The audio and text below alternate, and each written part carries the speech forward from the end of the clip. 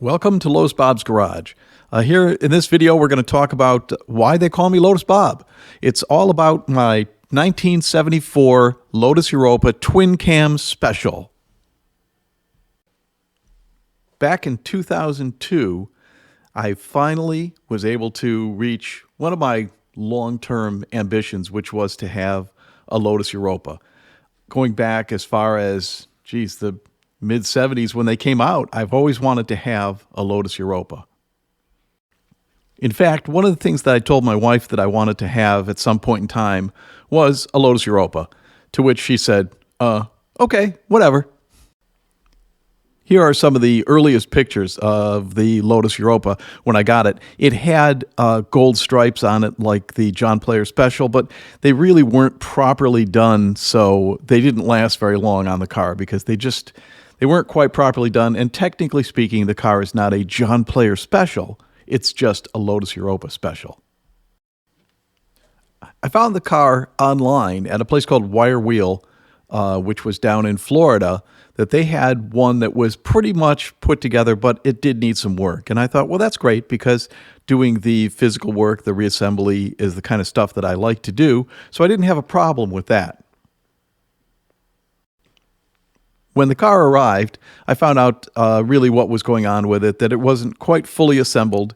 There were some pieces that needed to be put on. The alternator, for example, wasn't even there, and a few other things. But here are some pictures of how the car looked when I first got it. At the time, I only had a two-car garage as well, just under the house, so there really wasn't a super good place to work on it, but I made do with what I had. Notice the crossover pipes for the heat exchanger. Kind of a silly setup if you ask me. I'm not sure how well it ever worked because I never actually used it. As soon as I could, I just took them off and have worked just fine with the car without them.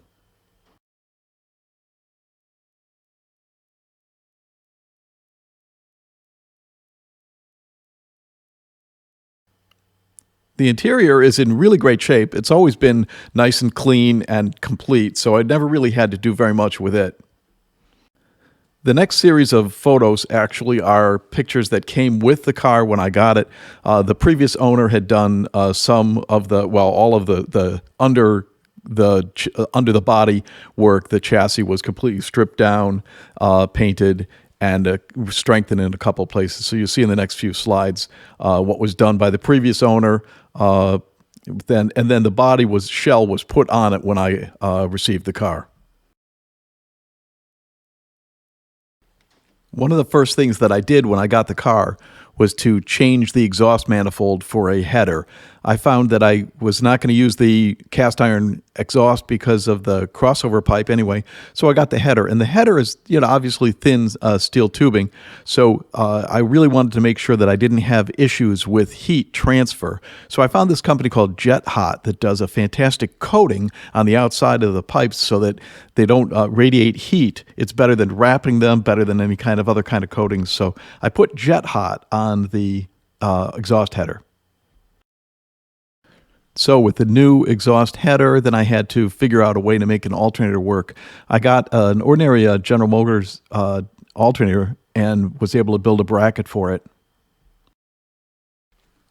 And now here's something I hope you'll really like.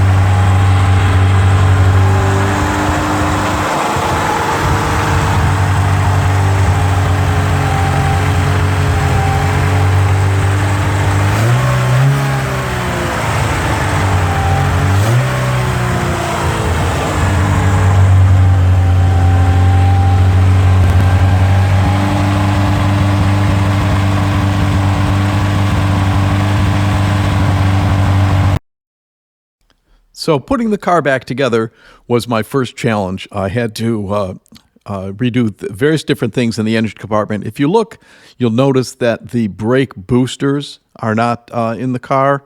I've always felt the brakes were very, very adequate in them, even though they're not power assisted now.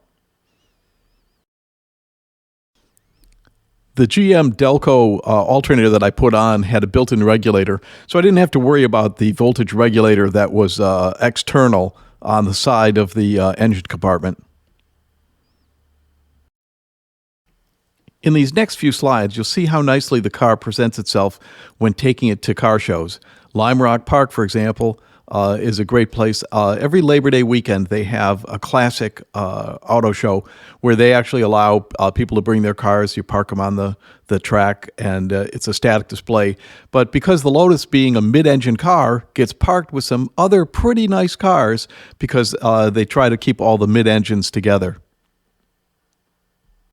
Another great car show is the Rhinebeck Car Show, which happens every year, and they do a fantastic job of allowing foreign cars and classics, restored cars to be presented.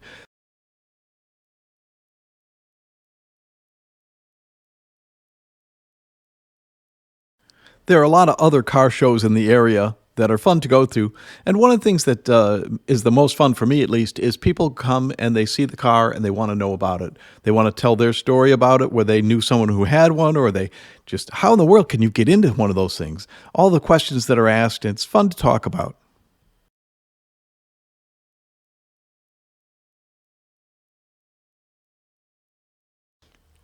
Let's talk about carburation. Let's talk about how it works on this particular car, things I had to do to it in order to make it work better.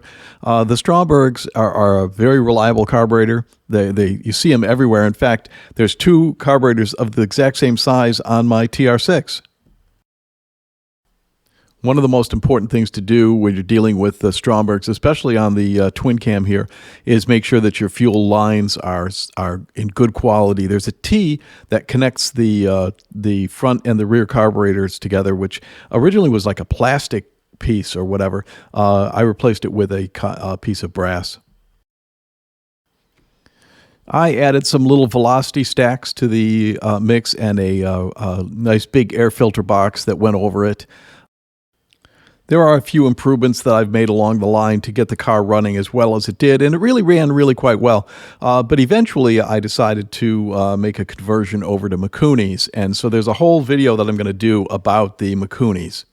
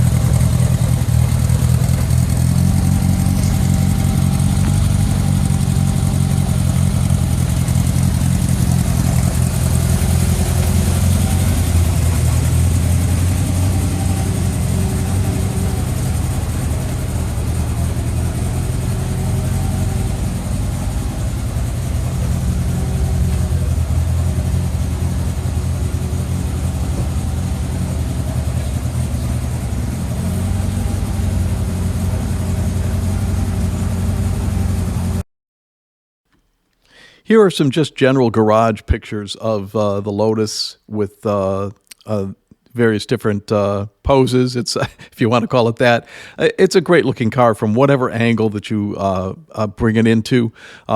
It's just a great looking car. What can I say? I should just shut up and just let you guys enjoy it.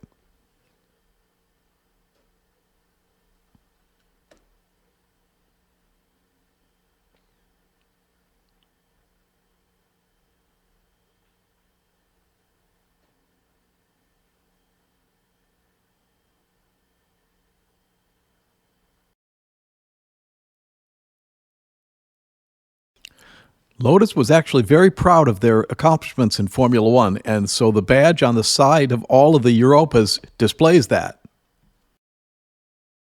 Now, if you want to talk about the John Player Special, it was an actual modification or, a special edition of the Lotus Europa Twin Cam Special.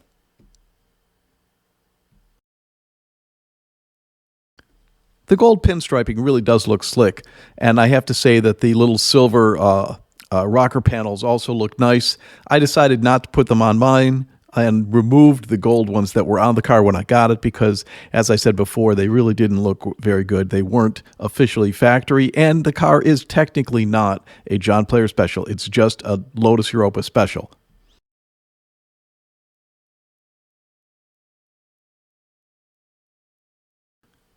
The most significant difference between a John Player Special and my Lotus Europa Special is the black interior and the gold pinstriping.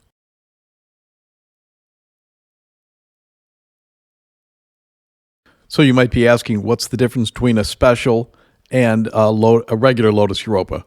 The main difference is the 5-speed and the big valve twin cam. For those of you who have wide feet, the Lotus Europa is not going to be an easy car to drive.